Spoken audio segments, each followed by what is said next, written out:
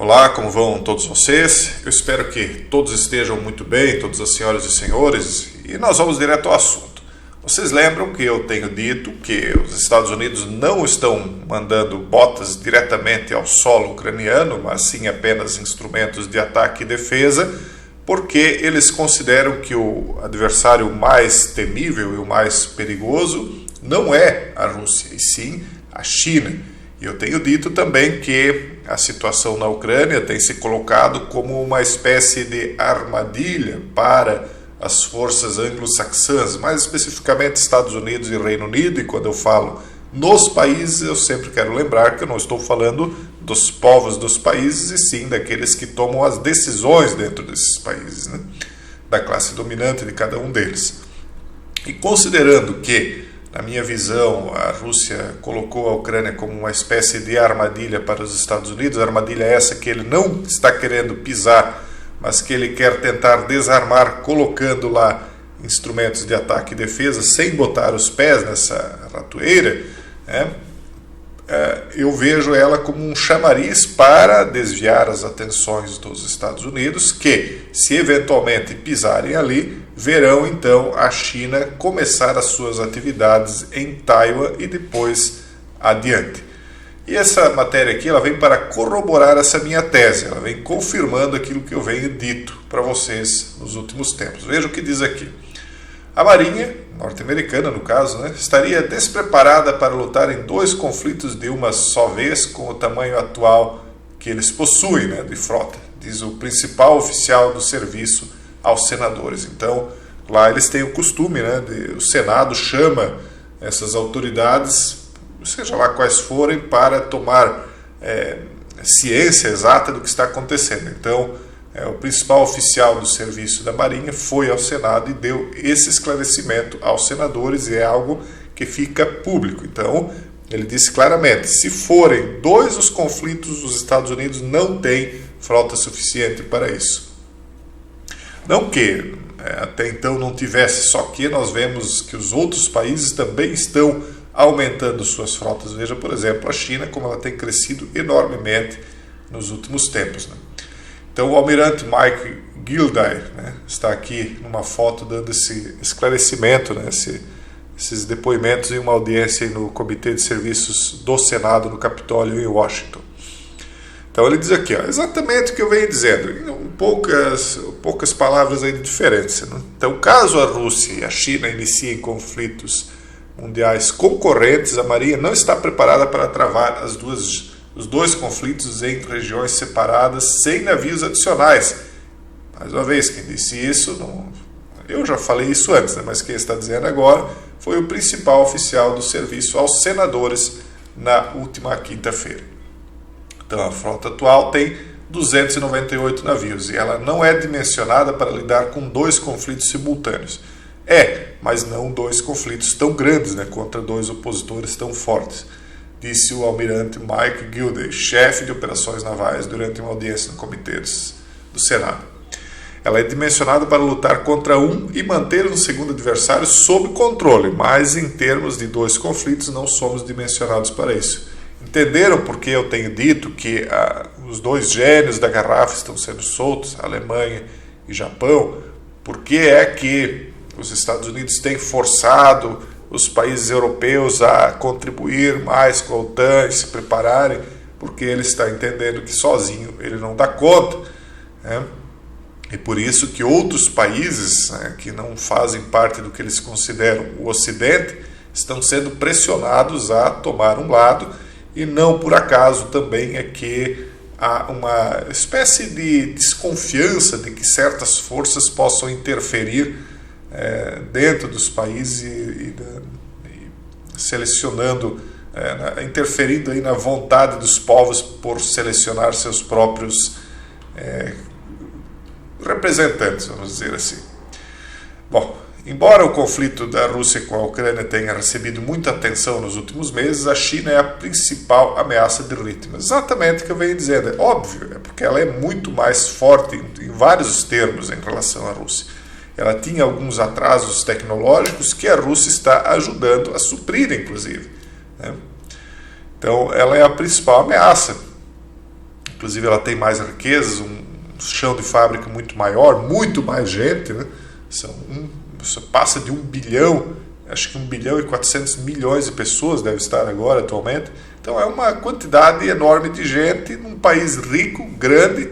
Ele não é rico de forma hegemônica, mas ele tem capacidade aí financeira para enfrentar, né, uma maior potência. Ela é a segunda maior potência econômica hoje. Então, embora o conflito da Rússia com a Ucrânia tenha recebido muita atenção nos últimos meses, é a China que é vista como o principal problema, devido às práticas que eles dizem aqui predatórias no mar da China Meridional e tensões latentes sobre Taiwan, de acordo com um documento que prevê a Estratégia de Defesa Nacional de 2023, que define as prioridades do Pentágono.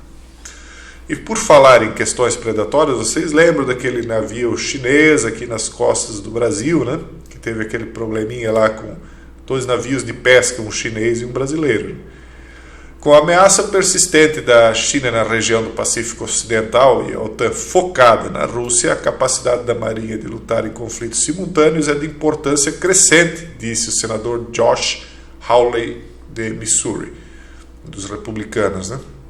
Hawley disse o seguinte, abre aspas, qual seria o impacto da capacidade da Marinha de atender aos seus requisitos operacionais na Europa se tivéssemos que reter as forças da Marinha da Europa para impedir a agressão chinesa no Pacífico?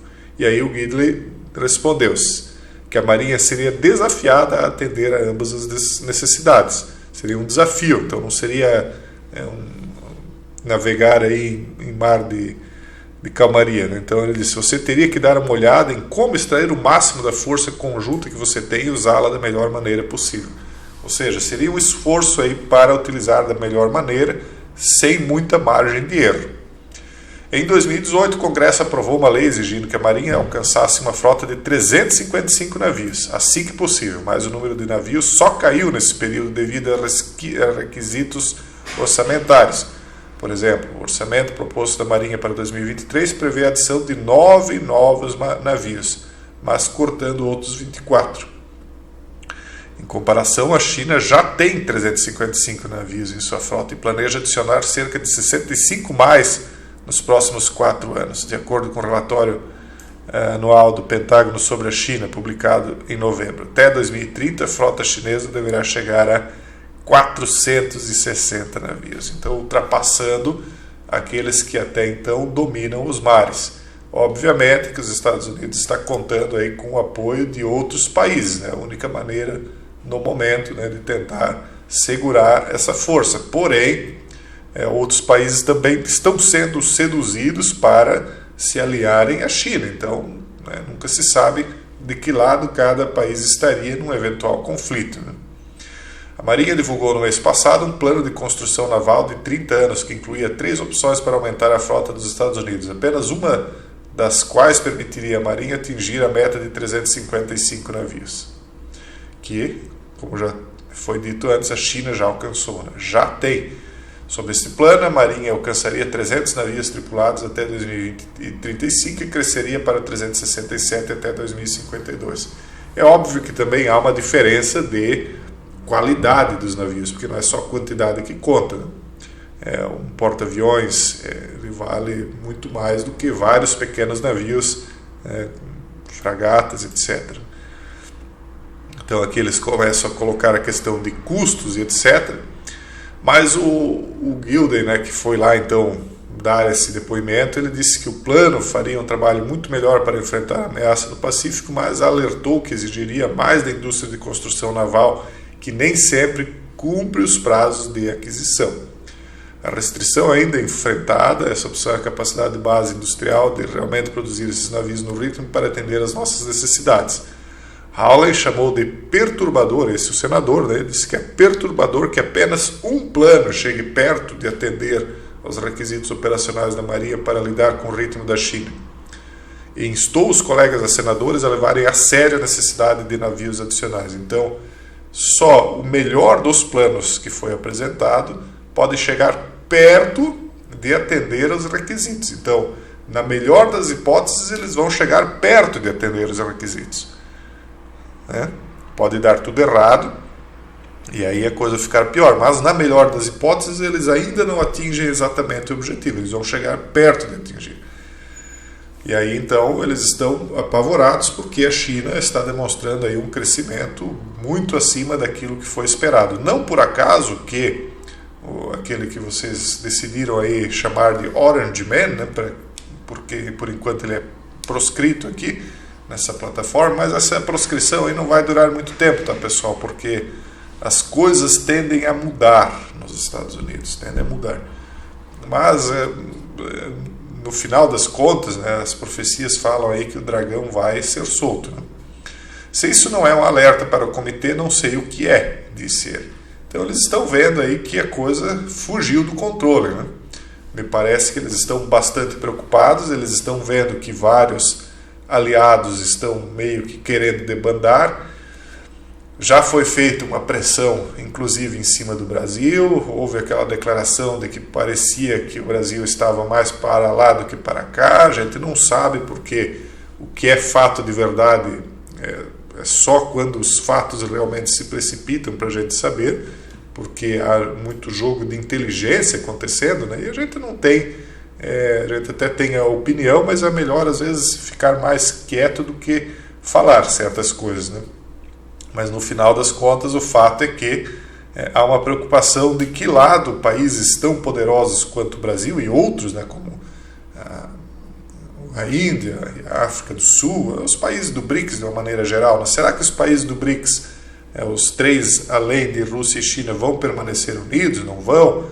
Como é que vai ficar essa situação? Será que o BRICS é a nova força dominante do pós-terceira G, que parece que está por vir, ou será que essa terceira G vai ser refreada e as coisas vão acabar se resolvendo apenas no campo comercial e o lado que hoje é hegemônico vai simplesmente entregar as forças, digamos assim, né? Bem difícil falar aí com restrições de palavras. Espero que isso acabe logo. Enfim, as coisas estão mudando e mudando de uma maneira muito rápida, né? Não necessariamente essa mudança virá para o bem, as pessoas, não, então está chegando a vez do Brasil. Não necessariamente, porque uma coisa é aquilo que se promete e outra coisa é aquilo que realmente acaba se tendo futuramente. Porque eu penso que dessa vez as coisas vão se dar de uma tal maneira em que aquela força que acabar derrotada nisso tudo, ela vai ser desmantelada completamente. Porque não vai haver aí uma chance de uma nova disputa entre dois polos. Eu acredito que a força hegemônica que for derrotada, ela vai ser desmantelada. Nós veremos rapidamente a criação de 10 blocos apenas porque essa é a promessa, mas depois esses 10 blocos, em pouco tempo, também vão se desfazer para uma nova reorganização. Bom, nós já nos estendemos muito no vídeo, a questão apenas é que eu trouxe aí para vocês uma confirmação daquilo que eu vinha dizendo, que os Estados Unidos está evitando chegar a pisar na Ucrânia porque ele entende que 2 frentes seria demais para se engajar e que ele está colocando a China como prioridade justamente porque a China é vista como um adversário bem mais forte. Então mais um acerto para a nossa continha, vamos continuar acompanhando. Um forte abraço e até o próximo vídeo, se Deus quiser.